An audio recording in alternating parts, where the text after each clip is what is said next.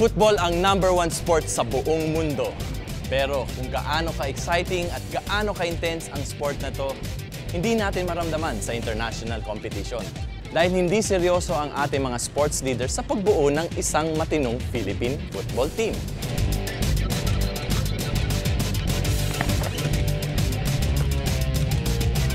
Pero ang lahat ng yan ay nagbago sa pagsulpot ng Azkals, isang koponan na tila naghahanap ng kukup-kup. Pero dahil sa kanilang pinakitang galing, gilas at tibay ng loob sa katatapos lamang na ASEAN Suzuki Cup, siguradong bukas kamay silang tatanggapin ng humahangang sambayanan.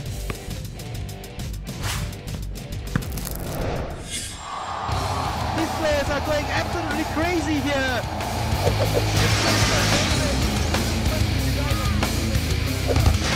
Sila ang inatasang lumaban sa isang torneyong tila walang may pakialam. Sa isang larong tila hindi natin napapansin. Nobody took it seriously at first because then they never thought that we were going to be serious in our handling of the national team. The players that we have right now are the players who have actually worked hard and made sure that they earn their spots in the national team.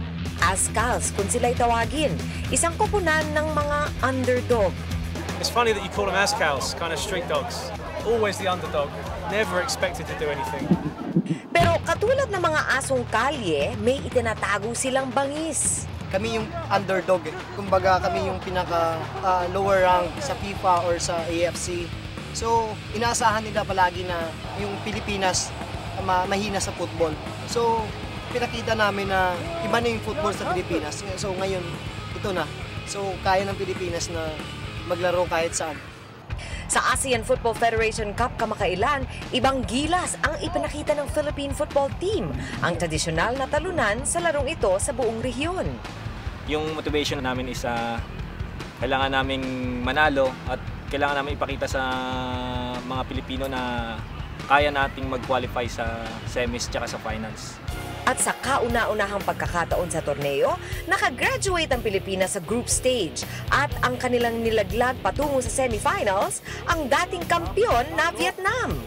Simula nung nanalo kayo ng Vietnam at ito na nga, pumasok kayo sa semifinals. Nag-iba ba ang mood sa inyong mga practice, sa inyong mga training? Ngayon mas ganado kami mag-training dahil mas lalong gumana yung training namin at saka mas lalong kami nag-pursige.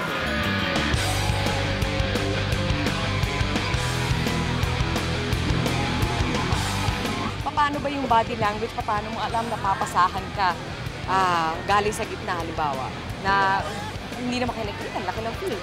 Diba, pag-receive niya pa lang ng bola, ma'am, sa turn niya pa lang, malalaman mo na kung kanino niya ibibigay yung bola. Naugaling siya sa gitna, nag-turn siya dito sa right, ma'am. Alam mo na dito siya sa right bibigay ng ano. Kaya pag ikaw yung winger o ikaw yung striker, alam mo na kung saan ka tatakbo.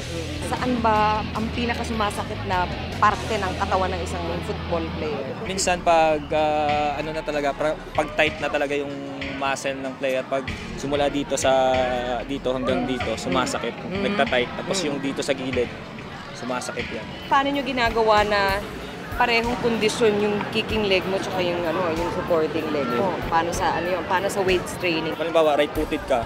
Wag mo lang hayaan natin, ma'am, na puro right lang yung sinisipa. Kailangan i-balance natin yung lakas ng kaliwa sa kanan, tapos weights training.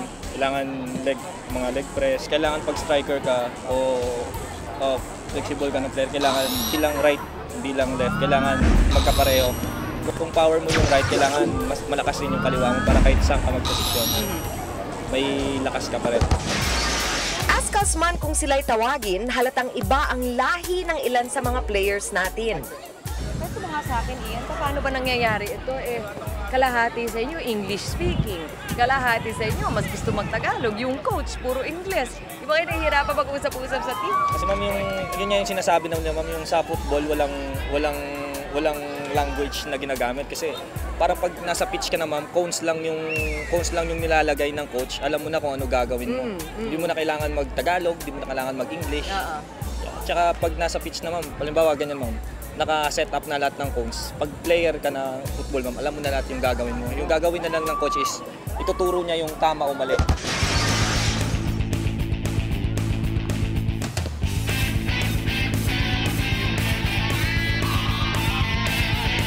Dahil sa pagkakaisa ng maraming grupo, nabuo ang Azkals.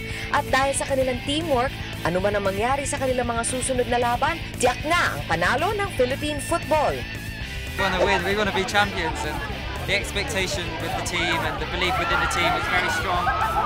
We could expect the team to give everybody a good fight. Yung team na to is lalaban hanggang sa huli.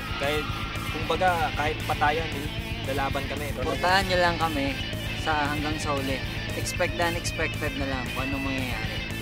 Pagbalik ng Azkals mula sa Indonesia, nabigo man na umusad sa susunod na round, hindi ito ang katapusan ng lahat. Sa halip, ito ang magiging tanda ng bagong simula. Laban kami para sa bayan dahil ang tagumpay namin ay tagumpay ng bawat Pilipino.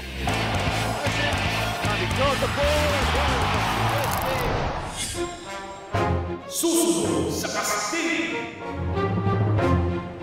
Bawat galaw mo dapat sakto sa music at yung mga judges, tinitingnan nila yung bawat galaw mo. Kunyari, tumunog na yung music ng bang, tapos di ka pa gumanon, edi maminusan ka nila.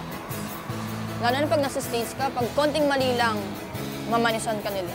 Gusto ko lang manalo.